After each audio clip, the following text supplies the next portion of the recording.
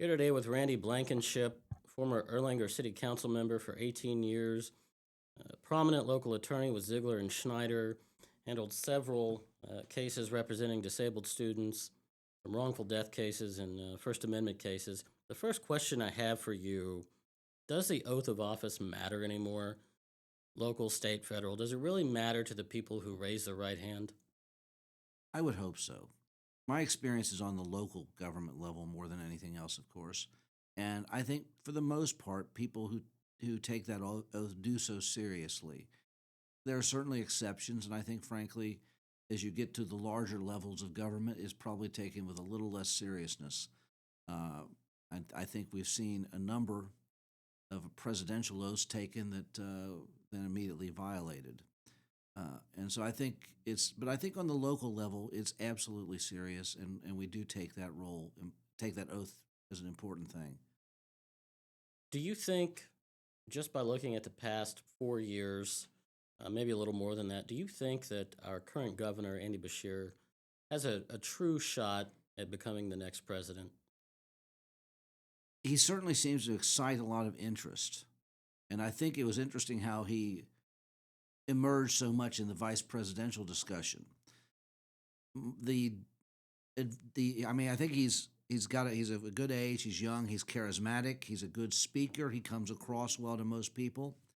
On the other hand, I think being from Kentucky is somewhat of a disadvantage. We are a small state, very few electoral votes, and I think that's going to be a drawback to him. On the other hand, what I think is really important is he is a Democrat who can win in one of the reddest states there is. And he has won, frankly, increased his margin of victory from the first election to the second. His approval ratings are extremely high. I hope he's a serious candidate. I think he'd do. I think he'd be a good candidate. I think he'd do a good job, and I think he'd be more of a centrist that the Democrats really need. You know, it seemed after he was elected the first time that his circle tightened up. It was very hard to communicate with his group. The Republican side of the state house has said as much, and I don't blame him for that. Do you feel that he is at a point now where if he doesn't open up the people around him and get a national team in place, that he's not going to have a chance? Because it seems like he has still has that local team running things.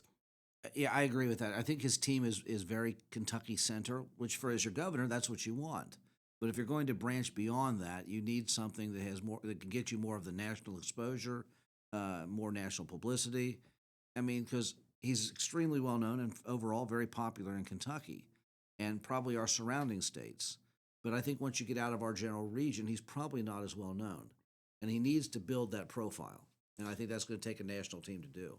Do you think that the missteps, or what some would just view as popular action during COVID, the lockdowns, do you think that will have a bearing on his chances? I think the far right will hate that no matter what. I think most people looking at it, and maybe I'm wrong here, but I think most people looking at it are going to say he was trying to save lives, and you have to give credit for that. I mean, to me, I think he did make some missteps during this, and I think some of those could come back against him at times. But I think the people that are going to be most harsh about that would probably never have supported him anyway. But certainly, I mean, as I looked at that situation, there were times he did things I thought, well, I don't quite agree with that. But I also felt like we were dealing with an unprecedented situation, and nobody quite knew what to do. And in light of that, overall, I gave him the benefit of the doubt. And I think for most people, they at least gave him credit for the proper motives, even if he didn't always get it right. Right.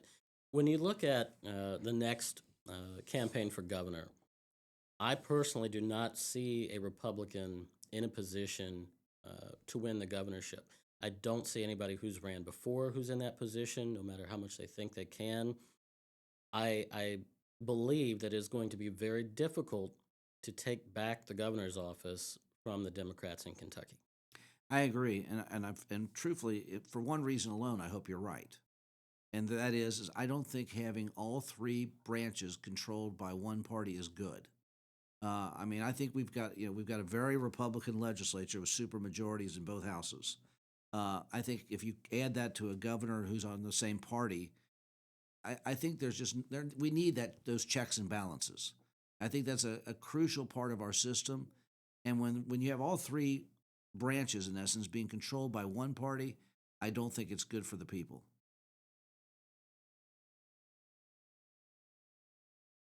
Recently, Senator McConnell has announced that he will not run for Senate again. Uh, that very same day, we've had Andy Barr and Daniel Cameron come out announcing that they're going to run to fill that seat. I find it very hard to believe that Daniel Cameron thinks he can win that seat in this state. He failed miserably running for governor. I think Andy Barr has a squeaky clean background, but I don't think he has the support of the moderates. What do you feel in that situation?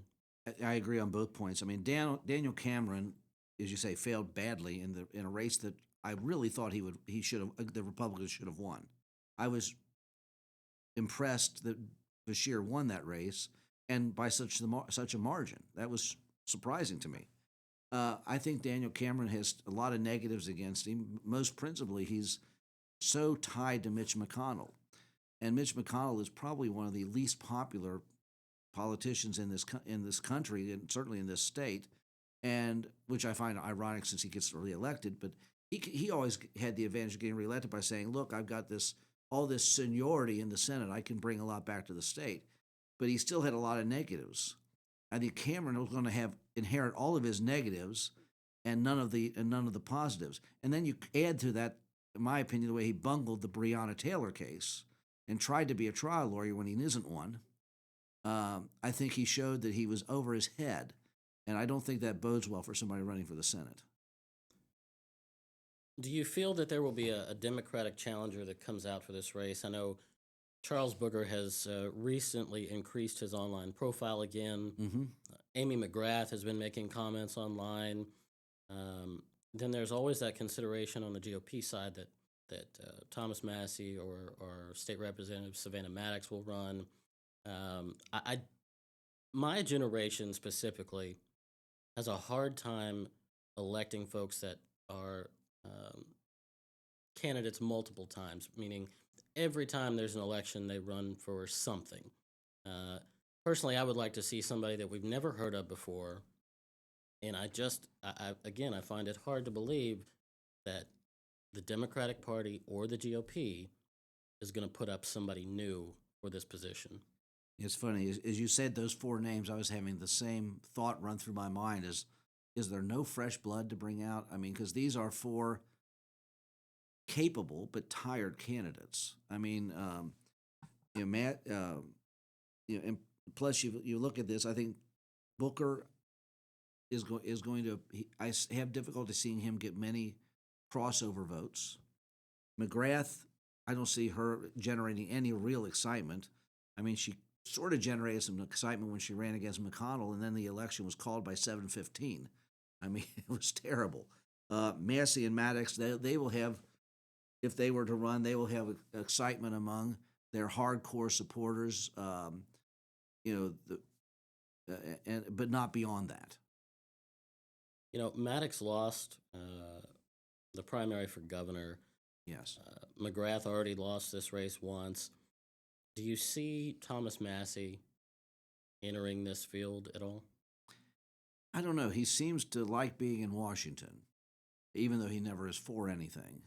I mean, I can't recall him ever having one bill passed. Can you? No, he brags that he has never passed a bill. He finds that to be admirable. So why do our fellow Kentuckians keep re-electing this man? I wish I could answer that one, frankly. I mean, he preaches small government, and I will say he's at least consistently on that consistent, excuse me, on that issue.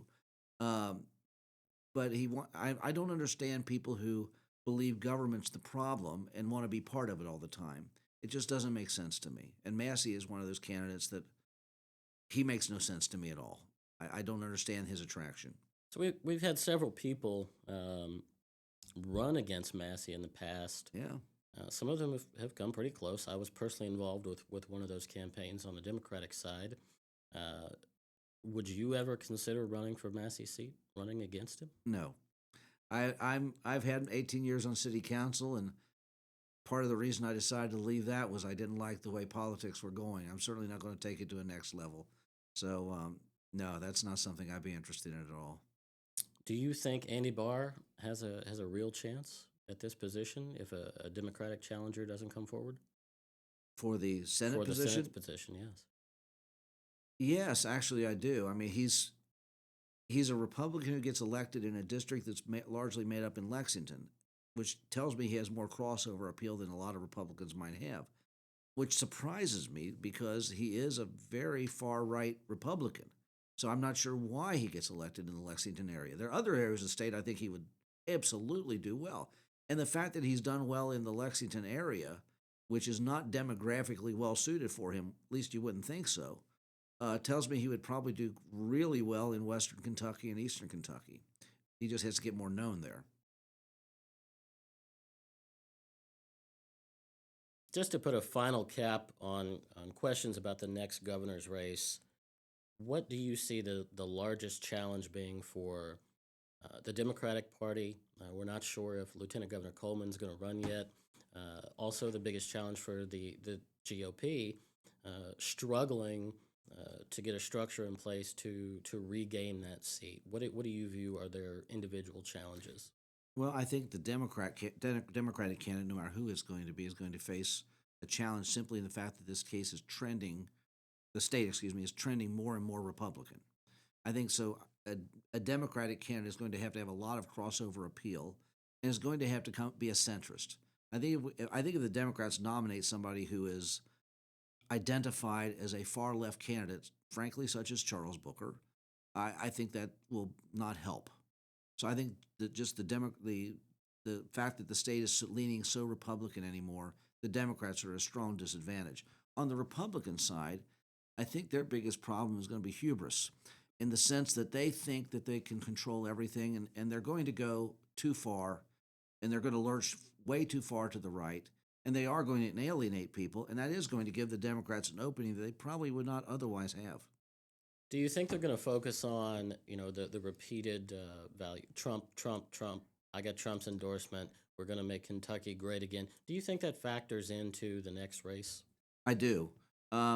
We'll see how which way it factors, though. I mean, right now, I see Trump's as they go through slashing the government with Elon Musk, frankly, being in charge, and I think it makes Trump look somewhat weak. It really looks like we got President Musk in there now, and I think that makes Trump look bad. And I think some of these cuts they're doing, people are going to start to see they're destructive. I mean, we're cutting the FAA when planes are falling out of the sky. We're cutting scientific research, medical research, while we got bird flu and measles and other epidemics ready to start. People may like the initial idea of, okay, I'm going to take action, but I think once some of these actions come home to roost, they're going to realize this was not good action to take. So Is it could there end up having a negative. is there a program in place to help the individuals in the federal government who have lost their jobs overnight? These are people who are taxpayers, who are contributing to society, who are spending money at the local grocery store. Right. What happens, to 250,000 plus employees who overnight no longer have a job? Well, and I don't think there's been given a whole lot of thought to that. I mean, they've offered severance, and some people have taken it, which is kind of risky, in my opinion, because right now those severance payments are not funded or approved by Congress. So there's some question about the constitutionality of whether the president can even do this on his own. But even if he can, the severance is for a number of months. I believe it's 8 months is what they've been offering. What do we do after 8 months? The assumption is all these folks will just find jobs. I don't know that that's a fair assumption, and I don't know that they'll find comparable jobs either. So I think, again, this is one of these where the initial thing may look good to people. It may play well on television, but I think in the long run, it may end up being a horrible mistake. It's going to increase our unemployment, and I think it's going to increase our reliance on some of the social programs that Republicans claim to dislike. And yet at the same time, they're cutting. And just today, it was in the House was passing a bill to cut Medicaid and SNAP benefits. So, I mean, if you look at things like that and then they're putting people out of work, it's not a good combination. So one of the things that has been brought up time and time again is uh, dismantling the IRS or abolishing the Department of Education. Uh, Personally, I don't think that's possible. Uh, Linda McMahon, before the Senate committee the other day, said that she supports groups within the department like IDEA, which you're familiar with, Right. and has sworn under oath that she will um, remain true to the Constitution. Do you feel that the abolishment of these agencies is possible, or do you think this is just a media play? More a media play than anything. At least, I'll be honest, I hope it's just a media play.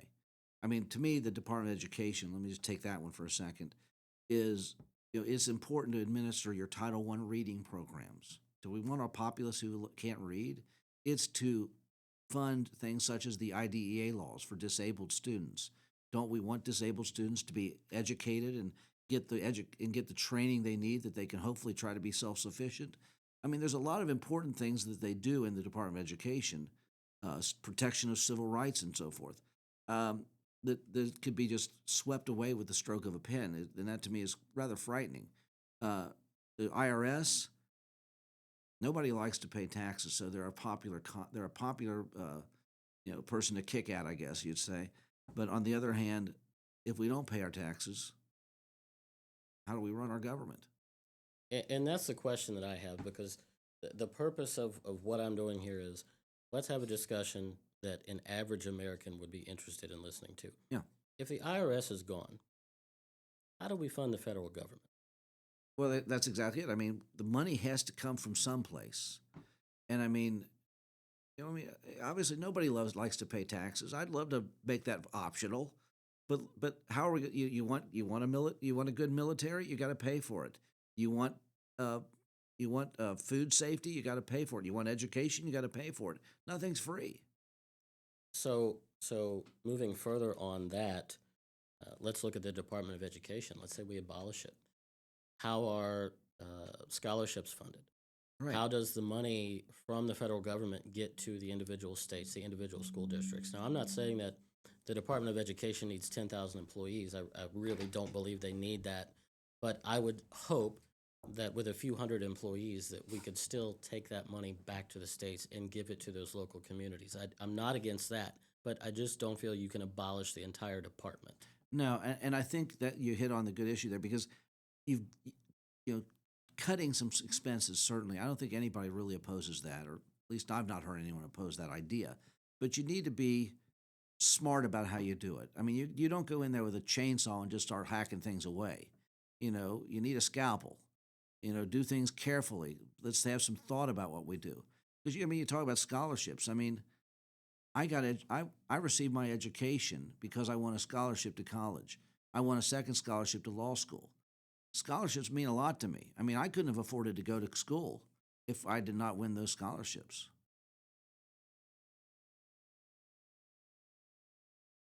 We're back talking with prominent Kentucky attorney Randy Blankenship. Let's focus a little bit, if you will, on social media and its effects on our youth uh, and the changing dynamic of where Americans get their news uh, rather than researching actual facts for themselves. Do you believe everything you hear on, TikTok, Instagram, Facebook? Is there a place for factual news on those platforms, or is it completely negative for Americans? Well, there's certainly a place for factual news. It just doesn't tend to get there very often. I mean, I think you see a lot of stuff on Facebook, and I was kind of where you read that and thinking, how can that be true? I can't believe that. But the problem is, maybe I'm just skeptical. I look at that and say I can't believe it, and I actually do some research to see if it is true. And more often than not, it's not, or it's at very least partly true. And there's more to the story. Does it surprise you that members of the older generation are falling into the trap when it comes to what they read on social media? It does. It does because I mean, as you mentioned it before, I mean, we grew up in the era of Walter Cronkite and the serious news, and but now people my age and above will read something on Facebook and trot it out there like it's the gospel, and I'm amazed at the gullibility and the lack of skepticism from people.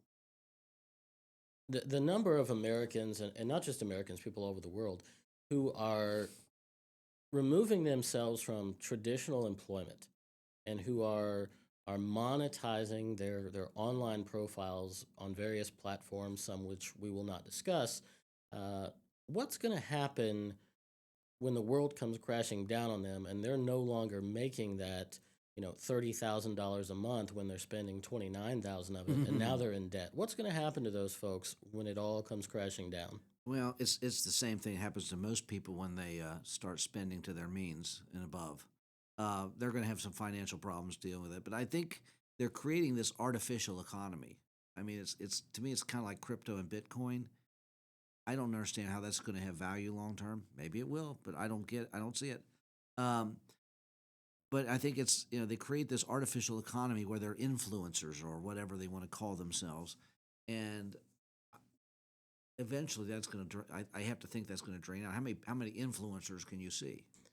We all post the highlight reel of Sure. life, Oh all of yeah, us. yeah. Uh, Everything I post is happy stuff. yeah, there's such a small number of people on this planet who post the worst time of their life, Right. and the people who do that um, are usually pretty strong people. I mean, it's people who have gone through a horrible death in their family, or just some tragedy that you and I could never even imagine. But the majority of people on social media are sharing the highlight reel. Sure. So, do Great. you agree that that highlight reel mentality is part of the reason we're seeing lack of traditional employment, lack of, my generation, the younger generation, willing to go out and sling a hammer for 10 hours a day on construction sites, or actually go work at McDonald's or Wendy's or wherever, someplace they're not comfortable working? I agree. I think so. I mean, because I think they see things like that, and people see that. I mean, and they don't realize it's just the highlight reel. They assume this is how this person lives all the time, and of course, it's not. I mean, I generally only post on Facebook when I have something fun to say or something good to say, but I don't expect anybody to believe. And maybe I'm naive, but I don't expect anybody to believe that that's all my life is. I mean, we've certainly gone through. Everybody's gone through some trauma, some difficulties, some problems, and we don't see that. And I think that also leads to a lot of the depression and anxiety you see among especially younger people, because they think that other people are leading these wonderful glamorous lives, and they have the fear, as they say, the fear of missing out, that they're missing something, and it leads to this depression and anxiety too. And so there's a lot of negatives with this. There's still a generation that believes in doing the hard work. Yeah. There are people out there that are plumbers and truck drivers and bus drivers, people that are out there welding and building our new structures. And these people are making, six-figure incomes. Right. They're working hard, but Sure. they're being rewarded as well. You know, the problem, or one of the problems, is how many kids these days are wanting to grow up and be a plumber? How many kids these days are wanting to grow up and be a truck driver? Okay, so we're, Yeah. we're losing that. There are over 1 million jobs when you combine the open jobs in the trucking industry, Hmm. the trades of construction and welding, and nobody is ready to fill those jobs. It, That is having a horrible impact on the economy. it is. I mean, you talk about the supply chain difficulties. That's part of it right there. But I think a lot of it is they're not raised with the work ethic that people. I say certainly older people, but I'll say my age, which is probably older. But anyhow, I think we were raised with the idea of that work is a good thing. I mean, I remember growing up, my dad was a hardworking guy. He didn't have a profession. He worked for A&S Electric in Erlanger for 30 plus years, and he made a good living. But he was never going to be rich. But he worked hard, and when they had unexpected expenses, he would get a second job to help pay the bills. Just what he did. I was raised with the idea that work is good, and I had jobs. My first job was delivering the Dixie News, which you probably don't even have heard of anymore. Oh yeah, yeah, I remember. Okay. Or the local newspapers. I did those kind of jobs. One of the best things I think a person could ever do is work in a restaurant or work in a retail. You learn a lot about people in those kind of Right. positions, and you do learn to appreciate hard work. And I think, working in a construction field, working welding.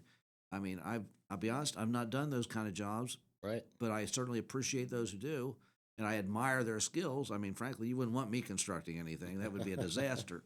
But I mean, but I do admire those people's skills, and we need to honor work, and we don't do that as much anymore Right. because we like this glamour. Oh, I'm going to go on Facebook and TikTok or whatever and promote this product and be my influencer thing. There's a Jason Aldean song, not to go on any political rant here, but it talks about the flyover states, all the states Yeah, between New York and California. And all of those people who work those jobs that people in the big city don't think about. right. And it's kind of funny, after 2 years of college, I went and I worked in the hotel industry.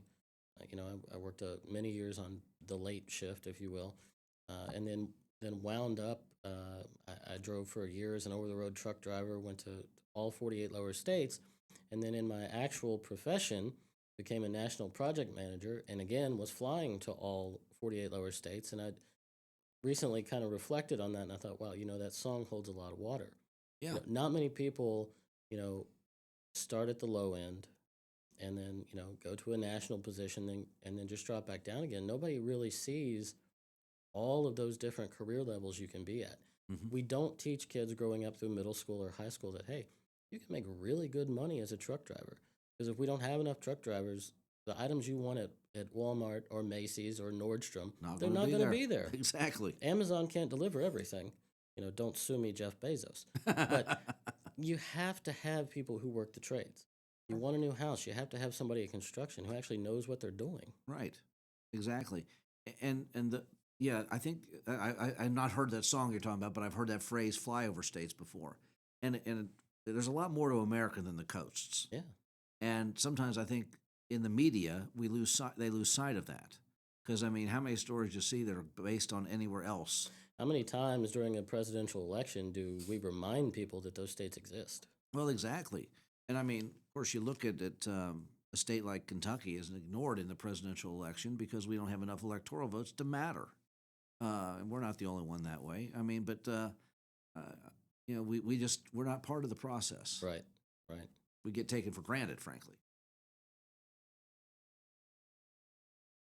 Continuing to talk about the negativity in politics, if we focus here locally, this last election, especially in our area, featured the election of State Representative T.J. Roberts for a portion of Boone County, and just looking at his record of commentary and alleged anti-Semitism, and the fact that he brought Kyle Rittenhouse into the county, not even in his district, and then allegedly lied about the reason why they moved it from Covington, which seems to be documented pretty well. I mean, Correct.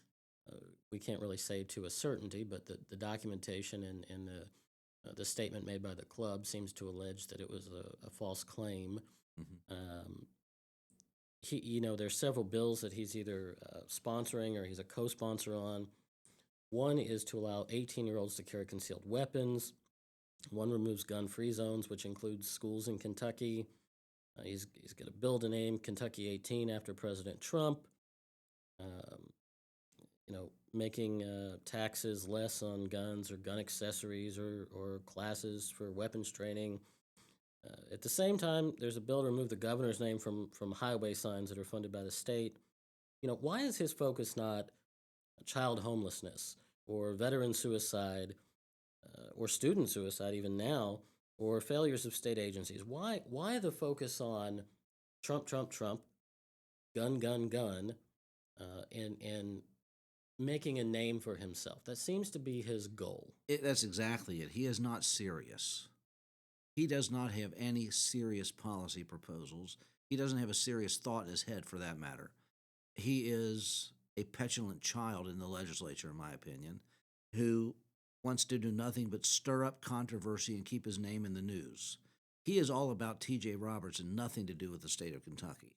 He is about getting his name out, stirring up controversy, making outrageous statements, and seeing how far he can go with his craziness, and then thinking that's the ticket to get reelected and reelected. And maybe it is. Maybe he's right about that, but it certainly doesn't serve the people. So he's cozied up, obviously, to Representative Maddox, to Congressman Massey. Through the campaign, he got several endorsements at the national level. Obviously, through those connections, Sure. there's no way he knew all of these people. Right. And I don't place much stock in endorsements when it comes to politics at any level.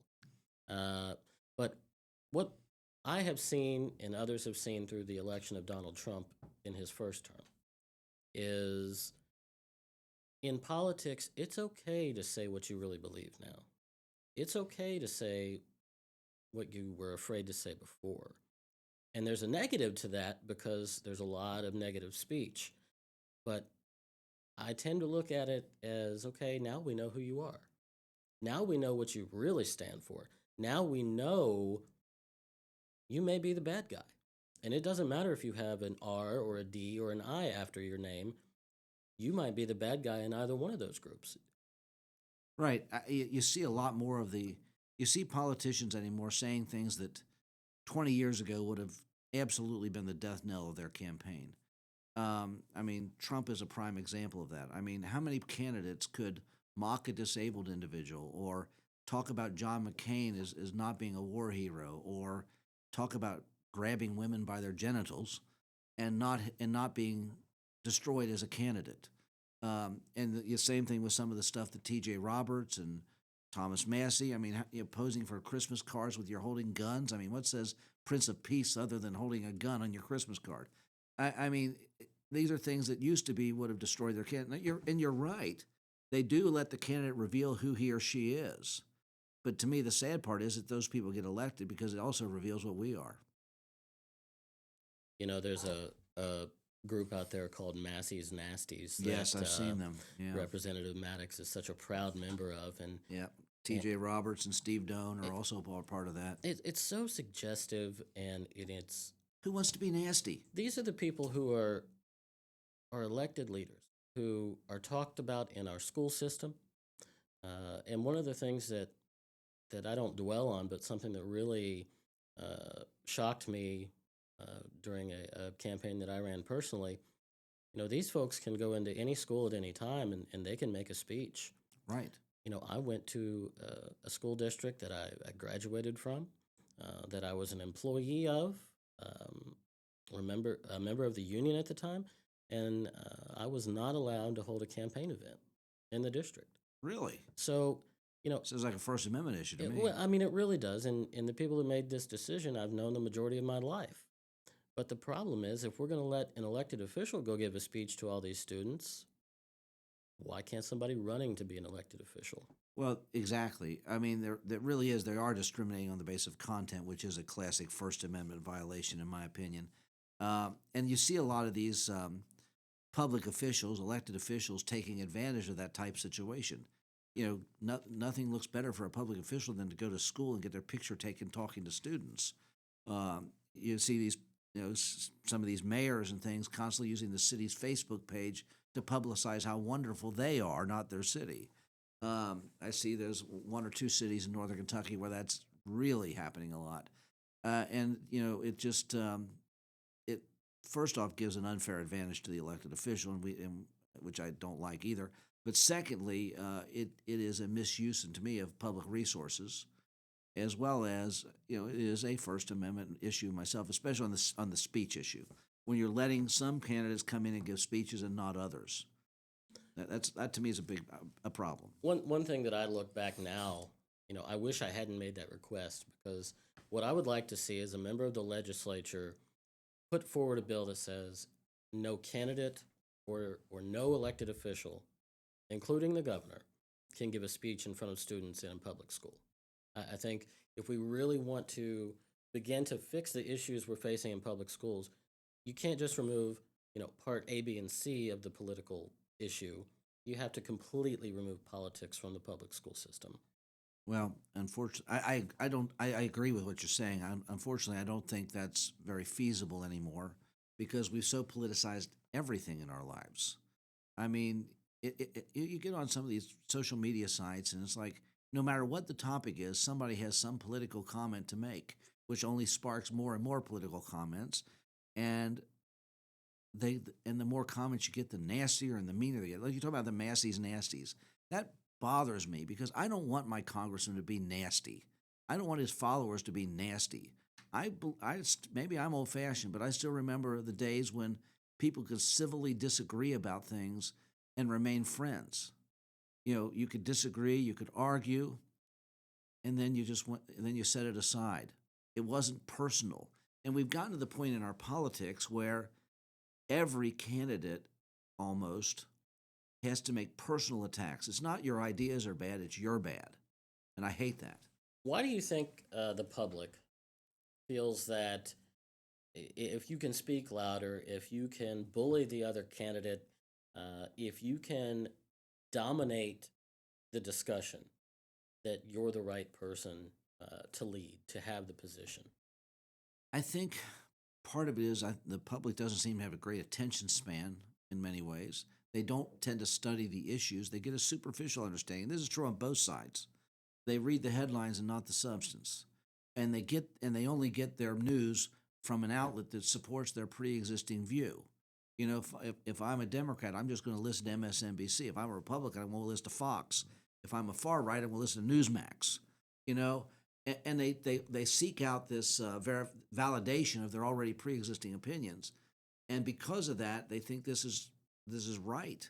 And because we don't really study the issues greatly, and we just go by the headline or we go by the soundbite, we don't really understand the issues, and therefore the guy who talks the loudest and interrupts the most and makes the most insults somehow looks the better candidate. And it used to be that would have been a bad thing.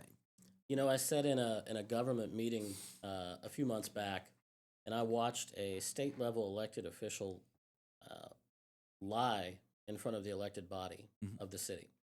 I'm not going to call that person out. It was pretty superficial, the lie. However, it was still a lie. And it happened to be about charter schools in Kentucky and the amendment that failed miserably. And this elected official from the state said that if the bill passed, it would not allow them to create charter schools in Kentucky. Well, that was the Complete whole lie. amendment. A complete That lie. was the entire amendment. Yeah. And I sat there, and the next day had a conversation with an elected official from the city who said, "Well, I mean, this person clearly said this wouldn't be possible." I said, "Have you read the amendment? Right. Do you understand that the person lied to you in a public meeting?" Right. Well, we've gotten really tribal about things. If it's my side says it, I have to support it. If the other side says it, I have to be against it. And because of that, we get this situation where nobody's willing to kind of try to bridge the gap. I mean, I always think of the JFK quote where he talked about, we don't need the Democratic solution or the Republican solution. We just need the solution. I mean, that's exactly how he said it, but that was the gist of his statement. And we used to be that way. We used to try to say, okay, where do we have common ground? How can we reach this common ground? How can we get a solution done here? But now it seems like having the issue to argue about is more important than having the solution. You look at a comment that Trump famously made talking about how he loves the poorly educated. We won big with the poorly educated. And I sit there and I think, not exactly a compliment. It's not, and it's insulting. And some of these folks that are apparently poorly educated have wound up in elected office. Right. That's the sad part. Do you think it's possible to correct course? Are we too far gone when it comes to government? Because it seems to me, even at the local level in some cities, there's been an abdication of duty, and it's all about, how many awards do I have? How loud can I speak? How many times can I appear on CNN? How many times can I appear on Fox? And the average American, I'm afraid that they're not doing their research. You can't just watch one. You have to Right. watch them all. Then you have to go to the correct government agency, and you got to look at the documents and read them and find out, okay, they lied about that. Right. I mean, I've always thought when I read an article or a headline or a post on Facebook and I'm thinking, that just doesn't sound right, it probably isn't. Go back and do some research, find out if it's right. One thing I do on occasion is I'll watch a story on MSNBC, then I'm going to turn over to Fox and see how they covered. And you wonder sometimes, were they at the same event? Did they see the same thing? Because the outlook is completely different. And you know somebody's not giving you the truth. You're of a generation that you could turn on the evening news Yeah, and you could get this happened today. correct. Next story. It wasn't editorialized. There was no opinion given. You had maybe 20 stories that were covered, but you never knew the anchor's opinion of it. Right, Now, you might get 4 stories during a broadcast and nothing but opinion. right. Yeah, I mean, the days of Walter Cronkite and David Brinkley are long past, I'm afraid. And I can say those names because unfortunately I'm old enough to remember those well. But I do. I remember watching the news as a kid. I mean, and I was grown up. When I was growing up, my parents were news junkies too. I mean, they would watch the news every single night. Local news was Al Shuttlecott, if you remember that name, and then they would watch usually Walter Cronkite, and and you knew you were getting the straight story. I mean, there was no glitz, there was no glamour about it. It's just as he always could. That's the way it was, you know. And you got the real story, no opinion. Do you think part of that is the fact Or that, when they did give opinion, they tell you this is an opinion. right, Yeah, but every time that the news channel comes back from a commercial, you get the breaking news bulletin. yeah. You can't have breaking news every 4 minutes and 45 seconds. No, it's sensationalism. We're desensitized to it. Hmm. Looking at that, do you look back, around the 9/11 era and think to yourself, how ironic is it that the last Republican president that we feel had decency was George W. Bush? You know, I was in Texas recently, and I stopped. We were in Dallas, and we went to the George W. Bush Presidential Library. And I was reading his quotes and his statements, and I was really impressed, frankly, at his just common decency. It was just incredible. And then we went to College Station, Texas, and saw George H.W. Bush's Presidential Library. And I kept thinking, what an amazing man he was. And then we stopped and went to LBJ's Presidential Library. It was quite a trip. And I thought, here's three presidents, excuse me, who are quite different, but they all had that. I knew they were looking out for America. They might have seen things differently, but they were all doing what they thought was best for the country. From the age of 18, when I first registered as a Republican, to the age of 36, when I registered as an independent, I had always felt that every president, no matter their politics, had some sense of decency about them. I agree. And it's not so much the president that made me decide to register as an independent. It's the fact that all of the candidates down the ballot have gone mad. There's no decency in government, and there's really no government. That's right. There's an abdication of duty in Congress because Congress follows what the president at the time wants. Right. There's no checks and balances anymore. Well, in the last few presidents, and it's being accelerated at present, have tried to rule by executive order, which is really upsetting the constitutional norms. And unfortunately, Congress, you would think, would be more jealous of their own prerogatives and their own constitutional obligations, and they sit back and just let it happen. And I don't understand that. And then you get a lot of courts that just typically take a hands-off approach as well. It's like we're just ceding all authority to the president and letting them do whatever they want. And again, I come back to the idea that checks and balances were probably one of the most important things in our Constitution. And I think they're important for a lot of reasons, one of which they keep everything from veering too far out of control, too far left, too far right. And we need all three branches of the government to do their job. And right now, in my opinion, none of them are. I think it's an act of cowardice. It is. I think it's, I don't want to be held responsible for my actions. These people are making nearly $200,000 a year. Mm-hmm. If they say something that their constituents don't agree with, they're going to be held responsible. But if they're held responsible and they don't get reelected, there goes the money train. That's right. I mean, I was saying the other day, if JFK were to sit down today and write profiles in courage, he'd have trouble finding anybody to include in it. There's not many profiles in courage that you see anymore because they're far more interested in getting that next election. I mean, and that's all that matters to them. I mean, I think we've seen senators voting to confirm candidates for the cabinet, frankly, that are grossly unqualified. And the senators will say they're unqualified, but then they turn around and vote yes. It's sad. Do you feel, Advice and consent should mean something. well, it should, but do you feel that uh, term limits are a possibility in your lifetime or my lifetime? I struggle to see that happening, but it is the singular act that could bring us about, get us back on course. I would put two acts that would get us back on course, in my opinion. I think term limits is absolutely huge. I don't see it happening unless we do a constitutional amendment because Congress is never going to vote to term limit itself. They didn't mind voting to term limit the president, but they aren't going to vote term limit themselves. So to me, term limits would be crucial because that would take away some of this motivation to stick around as long as possible because they'd know after so many years I've got to leave. So maybe I should do what's right rather than what's popular. You know, I always think of Henry Clay. I'd rather be right than president. Well, nobody holds that view anymore. And the other part to me is Citizens United. That Supreme Court decision's been one of the worst things to happen to our nation ever. The dark money that goes into politics, we don't know who's supporting an issue or who's against an issue. We don't know where the money's really coming from, what it's doing. That needs to go. So it's very interesting that you bring that up. When I ran for governor against Matt Bevin, I had all the questionnaires from all the PACs, and I didn't want PAC money because I knew it wasn't going to raise enough anyway. It was a very long shot. That wasn't the reason why I ran. I had a group that wanted to endorse me, but I didn't want the money.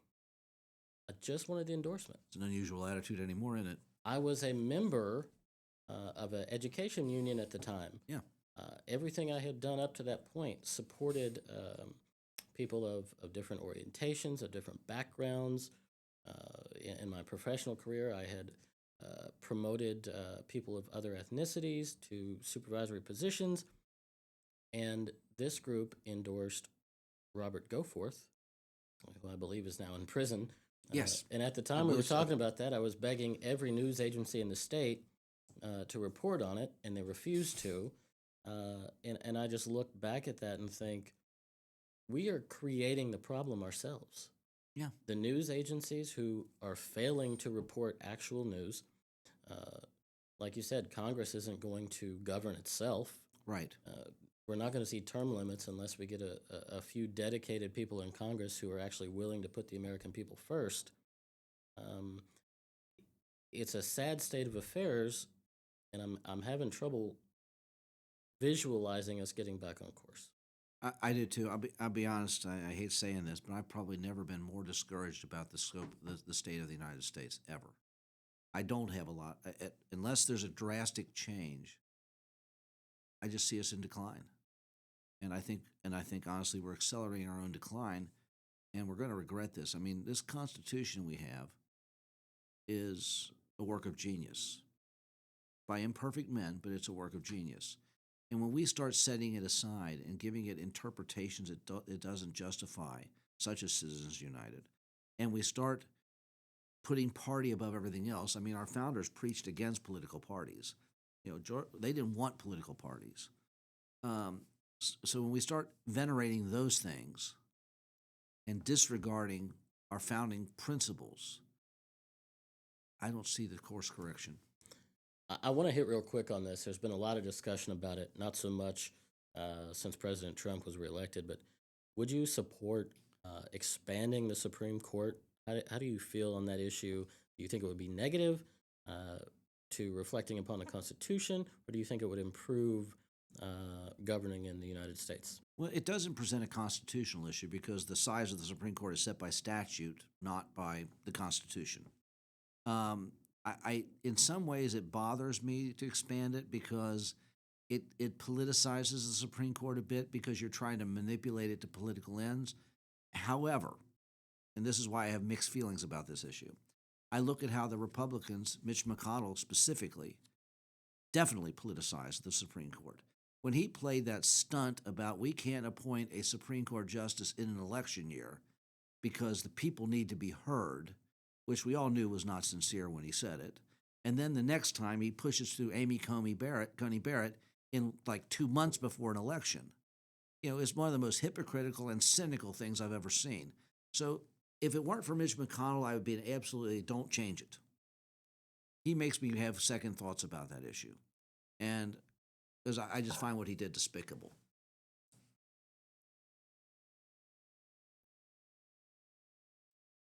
Back talking with Randy Blankenship, prominent Northern Kentucky attorney. We want to change our focus here to the recent news of an increased number of student suicides within a local Northern Kentucky school district. And I want to start by saying that we cannot put the entirety of the blame on a school district. Uh, it's not rational, it's not a fair expectation. There are a lot of educators and administrators and counselors within the school districts of Kentucky that struggle with these same issues in their own personal lives. There are many educators and administrators who see the problems in their students, and they're sitting in the car at the end of the day, bawling their eyes out because there's nothing they can do about it, or maybe it's too late to do anything about it, or maybe nobody noticed it and it's too late. So we want to start by saying that you cannot put the full blame on the school system. But Randy, looking at the recent story, uh, 7 student suicides in one school district since November. How do you comprehend that? How do you rationalize it? And how do we prevent it? That's just such a sad story. Um, you, you have to look at what's leading to this. I mean, I agree with what you said at the beginning. You can't entirely blame the school. Sometimes the school does bear some responsibility. I've dealt with a number of cases over the years with bullying in the schools, and in schools, some school districts being aware of it and doing nothing about it, and it leads to some disastrous consequences. Um, but sometimes it's not the school. Sometimes these things happen off school grounds. They happen on social media, things over which the school has no control. But when you see it happening so much within one district, you got to wonder if there is something going on there. What is causing this? Is there a bullying epidemic? Are the administrators been made aware of it? Are they doing anything about it? What can we, what can be done? I mean, it's a really hard issue because a lot of times I think it comes down to individuals. I mean, sometimes it may be they've just got a bad family life at home and things look hopeless.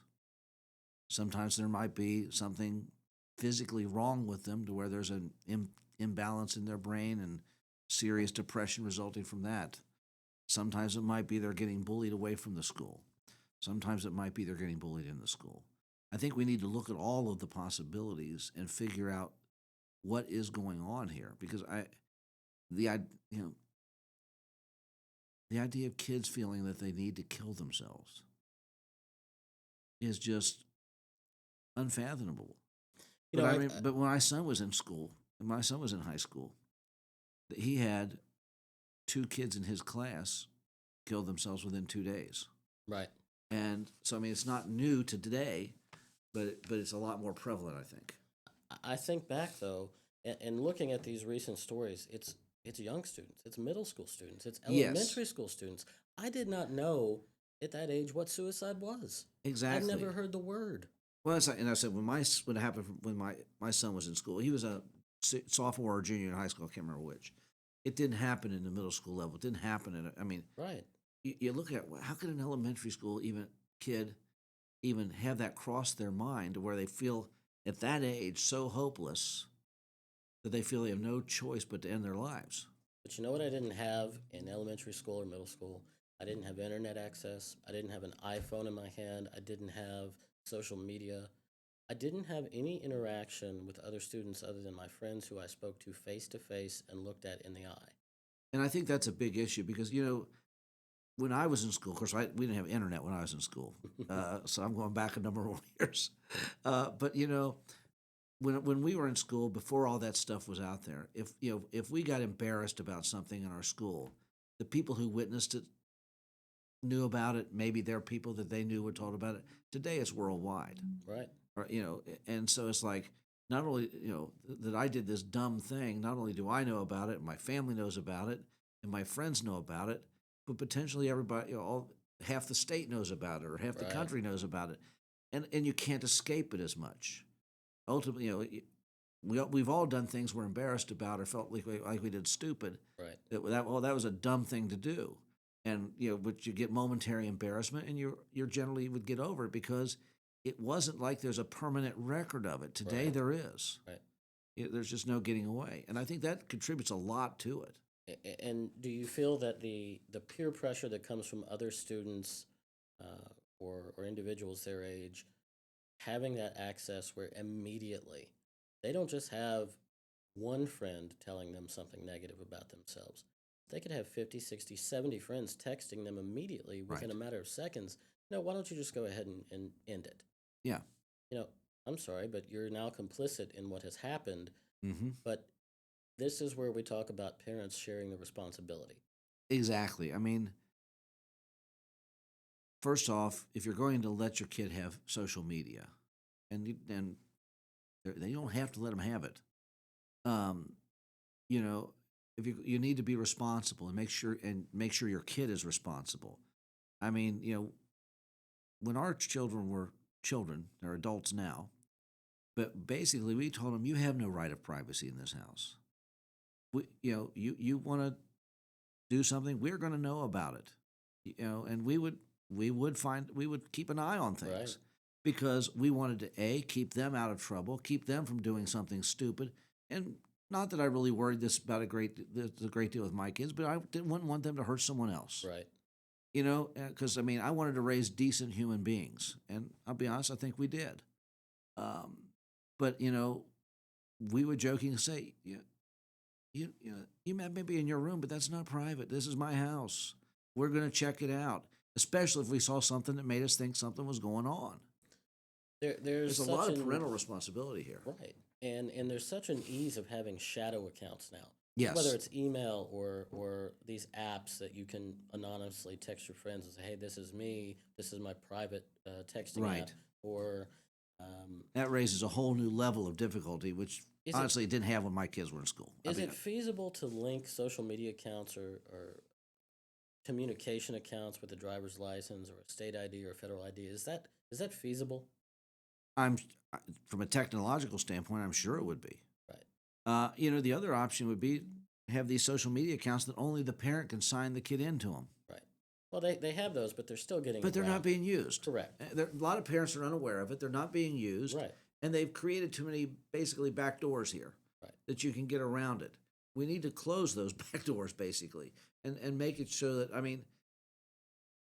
the parents need to be able to be involved, but we don't need to have the technology working against the parent either. When we talk about the accountability of the school districts, Yeah.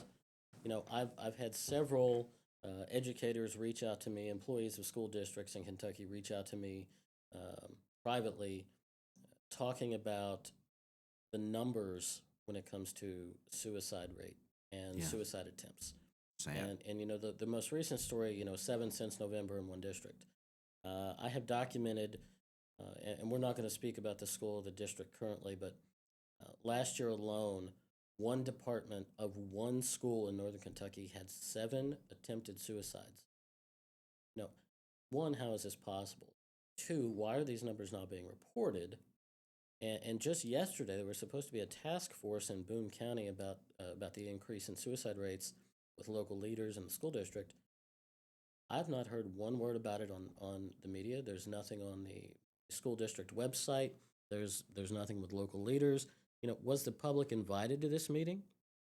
What was discussed? Where are these numbers? Is the school district keeping track of the attempted suicides, the actual suicides? How many students have been arrested on school campuses since the start of the school year? How many lawsuits have been settled? This is information that is imperative for the public to know, especially if you have a child in a local school district. Right. Well, it's interesting you mentioned about that task force. I'd seen nothing about that on the news. Yeah, that's a really important topic. But Well, they're too busy covering the it was in a Kardashians or news something. story the day before the scheduled meeting. Okay. I saw no invites going out to the public. It certainly did not get the publicity that you would think something of that would deserve. I think a lot of people would be concerned about that issue if they knew what was going on. They talk about the 7 suicide attempts in one school, in one section of one school. That is newsworthy, if nothing else, and have seen nothing about it. And I think if we sweep these things under the rug, the problem's just going to get worse. As to the why, there's probably a myriad of reasons why. But the one thing that's not going to help it is just sweeping it under the rug and Right. pretending it doesn't exist. And okay, I'm going to close my eyes to this and it's just going to go away. That's not going to work. I understand the school districts that are remaining quiet, that are Well, they have to releasing very protect the guarded students' statements. privacy, of course. Right, but when they're speaking of the actual issue, Right. they're following guidelines so that they don't get sued. Sure. I get that. I will say that I watched the Boone County School Board meeting from last week, and the chairman of the board, Jesse Parks, was vocal enough, and I don't know if you can use the word brave anymore, but I feel that it fit the moment. He said, "I'm not speaking for the board. I'm speaking for myself, but we need parents to make sure that this device," and he held up his cell phone, get rid of it for a few hours a day. Make sure you're Mhm. watching what the kids are doing on the phone. And I felt that was one person in an elected position Good for who him. who felt like he could speak. I'm not saying I agree with him on every policy he No. has. I've never met the guy, but I felt that was an appropriate statement for him to make at that time. Yeah, I don't know the individual you're talking about. I know his name. That's about all. But I have to congratulate on that stance because you're right. I mean, there have been study upon study upon study showing that the more time they're spending on their smartphones, the more depressed they are, the more anxiety they have. I mean, it's not a positive experience. And the more time they're just exacerbating it, and it leads to a lot of these issues. I'm not going to say they bear responsible for all of them, of course, but it certainly doesn't help. So again, there are several documented cases Yeah. of bullying in our local school districts. In your legal opinion, if a child reports that he's being harassed or bullied, or she's being harassed or bullied, and there's a physical altercation, um, if the student who is being bullied is removed from the class and put in a different class to get away from the bully, and nothing happens to this child who's assaulted them, is there a legal issue there? Is there an abdication of responsibility on the school's behalf? It would seem to me that the action should be taken against the student actually causing the physical altercation. I agree. I mean, it seems wrong to remove the bullied when we're keeping the bully. But I've seen it happen. Right. And I think it leads to leads to future problems because first off, that empowers that bully because he's just gotten away with it without any real ramifications. Maybe he does worse next time. I think this is also leading, and I know because of the number of educators I've spoken to, educators are not, especially in Kentucky, are not extending their time in the classroom beyond their retirement. Mhm. The day they can retire, they're gone. Right. I've had phone calls and in-person meetings with educators who are in tears because the profession that they've loved for 25, 35 years, they cannot remain in because they're tired of watching, uh, again, suicide of students, or drugs are becoming a huge issue again in the school system. They have no control over discipline. If you try to discipline a student, you've got parents threatening to sue you, which goes back to that parental responsibility. This is causing an exodus of educators in the public school system. Is that something that you feel can be prevented? And is there a legal case there on behalf of the educators? I think it could be prevented, and you hit on it with you said about parental responsibility. I mean, I look back when I was in school and when my kids were in school. When we got in trouble when I was in school, there was going to be worse waiting at home. Not that my parents were going to beat me or Right. anything; they were good parents. But I mean, they weren't going to go up and chew out the teacher because I got in trouble. No, I was going to be the one in trouble, and so I say it was worse waiting at home. It's like I got disciplined at school. I'm going to get disciplined at home. And today it's almost reversed. And we do want to put the blame on the teacher that they can't. My precious little kid couldn't have done this horrible Right. thing, and they probably did. Um, not saying teachers are infallible, but more often than not, they're going to get it right. Right. And so, yeah, I do think there's a real problem. I think that's a big part of the problem. Is you know, is that the parents are abdicating their responsibility Right. somewhat. Uh, on the other hand, I think the school's got to be careful about what they do as well. I mean, if you got a kid that's bullying other kids, that kid needs to face some ramifications from it. And if the school can face real liability if they allow that bullying to continue. If the school district is failing to record these numbers and keep track of these incidents, obviously that's of concern. Sure. Is there a legal issue if it is proven that the school district is intentionally hiding these numbers? I don't know about specifically hiding numbers, but certainly hiding incidents could be because, if you have a student who's bullying, odds are they're not just going to bully one kid; they've done it else other times. It's kind of like sexual harassment. Right. The guy who sexually harasses a woman probably has harassed others. Right. Same principle. Maybe they go hand in hand in some ways too when you think about it. But I don't know that they get in great trouble for not reporting the numbers. I'm not sure there's a mandatory duty to report those numbers. There should be, in my opinion. Right. There should be an obligation on the part of the school. And see, this is where the legislature could actually do something useful. Right. Instead of posing stupid laws like let's have 18-year-olds be allowed to carry guns, or let's bring guns into the schools and all this kind of silliness, let's actually pass a law that says schools need to monitor bullying. School needs to report bullying. They need to keep statistics on bullying. Then you might start to see some commonality Right. and figure out what's leading to the problem. I mean, when you deal with like kids with behavioral issues, one of the first things you always look for is what are the antecedents to the behavior? What led to the behavior? Right. Well, why shouldn't we do that for bullying as well? I look at it as well as you just brought up the guns in schools. I carry a weapon every day. Some days it's for work. Some days it's for Yeah. self-protection. I don't go bragging about it. I don't show people. Sure. I don't tell people. But at 18, sitting in my English class at Boone County High School, Yeah. I wouldn't want there to be 20, 30, 40 guns in the school that weren't being handled by trained professionals. Well, exactly. I mean, and you tie into the idea of all the depression, anxiety that kids are experiencing. Let's say it's Creates a add some horrible guns to the environment. mix. Yeah. It's not a good combination. No. But yeah. I mean, I'm not against guns by any means. No. I don't carry one regularly, but I've got several guns in my house Right. for protection.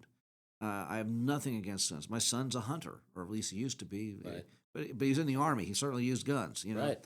So The difference is, and I would point they're this trained. out to the good representative T.J. Roberts in Savannah Maddox. Even if you're in the military, you don't just get to carry around a weapon. No, The military has some of the toughest gun restrictions in the world. that's exactly right. They're all accounted for. They're kept in an armory unless you're an MP. If you have a weapon and you're not authorized to have it, That's serious. you're going to the brig. That's exactly right. Yeah, I mean, he had a weapon he would use on duty. Right. He had his M4, and he would use that. It's just asinine But he didn't carry it to around the me. base. Yeah, it's asinine to me to think that we need to give an 18-year-old a handgun to carry around, and then to allow them in public schools. There was a plan when I ran for governor because we were having so many issues at the time. The budget of the Commonwealth of Kentucky is large enough to have actual physical security in every public school. Yeah. Which is needed. If we can put physical security in airports, sporting arenas, government buildings, why the hell can't we protect the kids? That is an issue that's bothered me for years It's because a- it's like how many more kids do we have to have shot up in our schools Right. before we say at the very least Out of a $30 we're billion going to put some budget. security in there. Right. Out of a $30 billion budget, you can't find $220 million to protect the kids? Right. It makes zero sense to me. It doesn't make any sense. And then you make it worse by you having some of these people saying, let them bring the guns in. Yeah, Let's add more guns in. it's backward. It makes no sense. There's no logical sense. Who's But gonna they're hold the responsibility if that law is enacted? The first time there's a massive school shooting in the Commonwealth, is it Savannah, Maddox, or T.J. Roberts? oh no, they're going to say the solution is to have more guns. I can't fathom that. Well, well, it's because you're using logic, which doesn't apply. Definitely not in the legislature. Absolutely. One of the things I want to mention here when it comes to the student suicide rate, sometimes nobody can predict this. Right. Parent Right. can't predict it, a doctor can't predict it, the school district. Sometimes it's something internal, and it's a tragedy. It's unforeseeable, and nobody is to blame, not even the student. Well, that's absolutely true. I mean, there's been situations where, well, back, like as I mentioned, when my son was in high school, two girls committed suicide. One, you could see it coming. The other was completely unexpected. Never saw it happening. Never had no clue. And yeah, sometimes it is just as you say, just a tragedy that really no idea how you could have prevented it. Yeah, and we could sit here all day and talk about, you know, telling the family sorry, or sending thoughts. There's Sure. nothing you can say, nothing you can do to make them feel any better, No, other than maybe preventing it from happening again. that could be the only thing. Yeah, I mean, yeah, I mean, thankfully, I have no idea what that would must feel to go through. I can't imagine. I cannot imagine, but I cannot imagine anything more tragic than losing one of your children. Right. And I have to think a lot of times, probably unjustifiably, but I think probably when that happens, sometimes parents probably feel pretty guilty, thinking, "What did I miss? What could I have done differently?" Right. And the truth is probably nothing. Right. But you can't help but to second guess yourself. Our mother passed. It's been almost 2 years, and the day before she had a massive stroke, she was not feeling well. Mhm. And it was enough before I had left to go back to Indianapolis, that I said, hey, why don't you go to the doctor? Why don't we go to the emergency room? Mhm. And she just refused. I brought it up 2 or 3 times. My sibling brought it up. She just didn't want to go. She said, oh, I'll be fine. And the next morning I get the phone call, hey, we're in the ambulance. You know, you can't prevent everything. No, And, you know, I'm sure my sibling feels it. I'm sure my father feels it. I know I felt it for a long time. I should have forced her to go to the emergency room. but you can't. You can't. And it's the same with these uh, very unfortunate events of suicide. Sometimes you can't control it. No, sometimes events happen. We have no real explanation for it. We never saw it happening. I mean, when my daughter was 30, her husband just died unexpectedly. Right. Horrible tragedy. Miss him to this day. As does she. I mean, he was a good man, Right. but nobody saw it coming. Right. It just happened. And I think suicides are sometimes like that. It just something overwhelmed that child at that time that they felt that's what they needed to do. Right.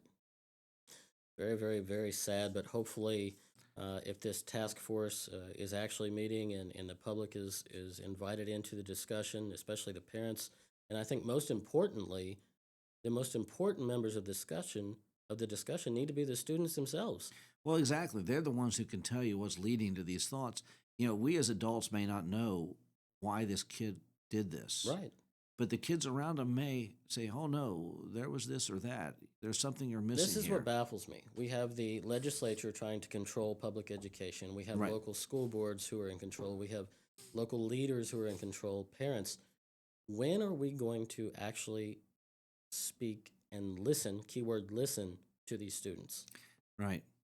I'm That sure they that have. is the game changer in my view. I agree. I'm sure they would have something very valuable to contribute to this discussion because even if they've not talked about or thought about suicide, you can guarantee they know somebody who has.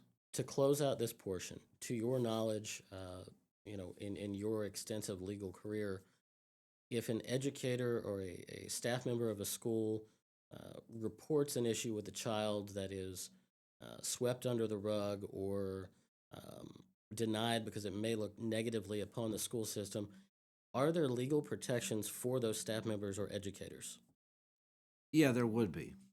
Basically, we have some uh, whistleblower, in essence, protection laws. It's not specifically whistleblowers, but yeah, there would be some retaliatory protections, protections against retaliation. And generally speaking, especially with teachers on a continuing contract, they're very protected. But no, there would be some protections in that instance, because above all, the school should be trying to protect the children. And I think teachers want to do that. I would agree. It's been a long and productive conversation with Randy Blankenship, again, prominent Kentucky attorney.